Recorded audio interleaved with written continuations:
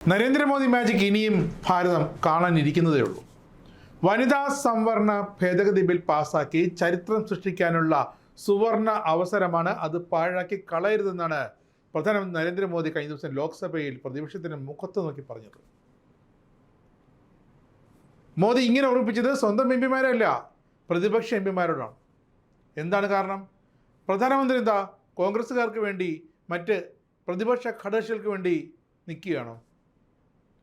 ബില്ലിനെ പ്രതിപക്ഷം എതിർത്താൽ രാഷ്ട്രീയ നേട്ടം തനിക്ക് കിട്ടും, അനുകൂലിച്ചാൽ ആർക്കും രാഷ്ട്രീയ നേട്ടമുണ്ടാകില്ല, പക്ഷേ സമൂഹത്തിലെ വനിതകൾ ഉയർത്തപ്പെടും.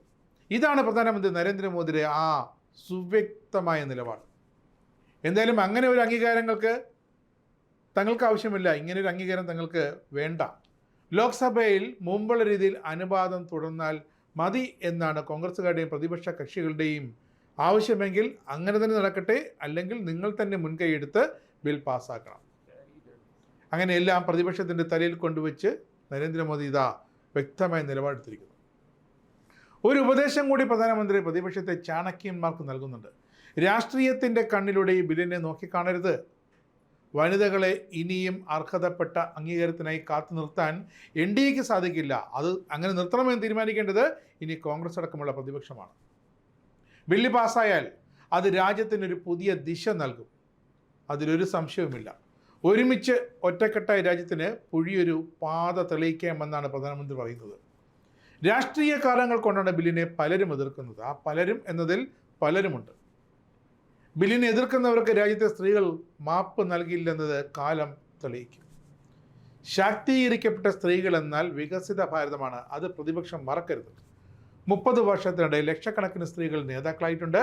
ഇന്ന് ബില്ലിനെ എതിർക്കുന്നവർക്ക് വലിയ വില തന്നെ നൽകേണ്ടി വരുമെന്നും രാഷ്ട്രീയമായ അവകാശങ്ങൾക്ക് വേണ്ടി സ്ത്രീകൾ ശബ്ദമുയർത്തുന്നത് ശ്രദ്ധേയമാണെന്നും അത് പ്രതിപക്ഷം കണ്ടില്ലെന്നടിക്കരുതെന്നും മോദി പറയുന്നു.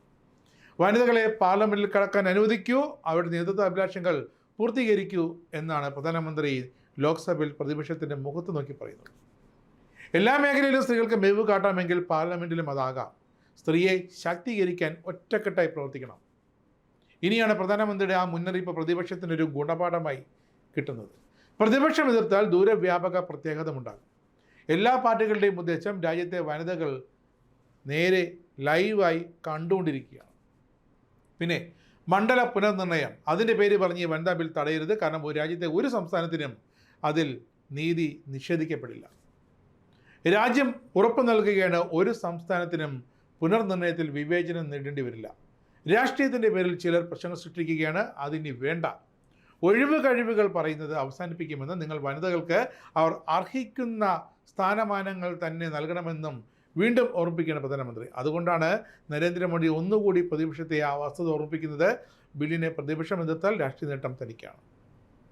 രാഷ്ട്രീയ നേട്ടം തനിക്ക് ലഭിച്ചാലും ലഭിച്ചില്ലെങ്കിലും ഒരു വിഷയമില്ല, പക്ഷേ അനുകൂലിച്ചാൽ ആർക്കും രാഷ്ട്രീയ നേട്ടം ലഭിക്കില്ല. പക്ഷേ സ്ത്രീകൾക്ക് അതിൻ്റെ ശാക്തീകരണ നേട്ടം കൃത്യമായി ലഭിച്ചിരിക്കുമെന്ന് പ്രധാനമന്ത്രി വീണ്ടും പറയുന്നുണ്ട്. അവിടെയാണ് പ്രധാനമന്ത്രി നരേന്ദ്രമോദിയുടെ ആ മാജിക്. പാർലമെൻറ്റിലേക്ക് സ്ത്രീ സംവരണം ഏർപ്പെടുത്തുന്നത് കൊണ്ട് ആർക്കാണ് പ്രശ്നമെന്നും ആർക്കാണ് ഇരിപ്പിടം ഇളകുന്നതെന്നും വ്യക്തമായി ഭാരതത്തിലെ സ്ത്രീകൾ അറിയണം, ഭാരതത്തിലെ പുരുഷന്മാരറിയണം. സ്ത്രീ ശാക്തീകരണം എന്നാൽ, സ്ത്രീക്ക് തുല്യ പങ്കാളിത്തം എന്നാൽ പാർലമെൻറ്റിൽ ഒഴിച്ച് ബാക്കി എല്ലാ മേഖലകളിലും മാത്രം മതിയെന്ന പ്രതിപക്ഷത്തിൻ്റെ, പ്രത്യേകിച്ച് കോൺഗ്രസിൻ്റെ മുട്ടാപ്പോക്ക് നയം. ഏറ്റവും കൂടുതൽ ഈ സ്ത്രീ വനിതാ സംവരണ ബിൽ കൊണ്ട് ഗുണമുണ്ടാക്കാൻ പോകുന്നത് കോൺഗ്രസ് അടക്കമുള്ള രാഷ്ട്രീയ കക്ഷികളാണ്. കാരണം എൻ ഡി എയിൽ BJPയിൽ ഉള്ളതിനേക്കാൾ ഏറ്റവും കൂടുതൽ സ്ത്രീ നേതാക്കളുള്ളത് കോൺഗ്രസ്സിലൊക്കെയാണ്. ഇന്ദിരാഗാന്ധി ഉണ്ടായിരുന്നോ, പിന്നീട് സോണിയാഗാന്ധി വന്നു, അങ്ങനെ ആരൊക്കെ മുൻ ഡൽഹി മുഖ്യമന്ത്രി ഷീല ദീക്ഷിത്, അങ്ങനെ കോൺഗ്രസ്സിന് എത്ര മികവുറ്റ നേതാക്കളുണ്ടായിരുന്നു.